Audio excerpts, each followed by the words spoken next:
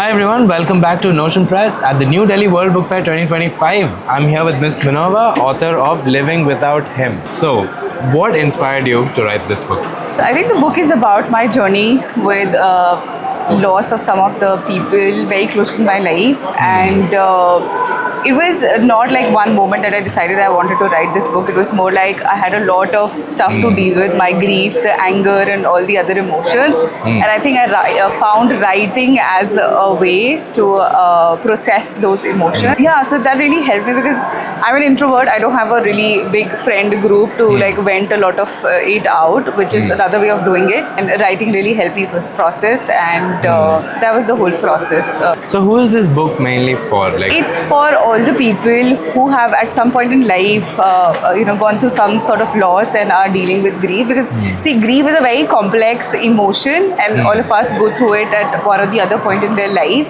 but it's just not something in our society that we are allowed to like talk about or be open about. It's just you have to be stronger and you not talk about it to people, right? So that's the sort of narrative that's there out, right?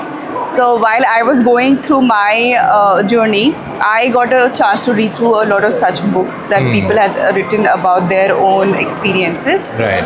So I think that really inspired me to do this, and I hope that there are other people who are struggling with those emotions who can find it.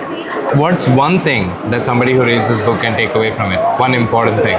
One important thing is that life gets tough at times, but there's always tomorrow. There's always hope.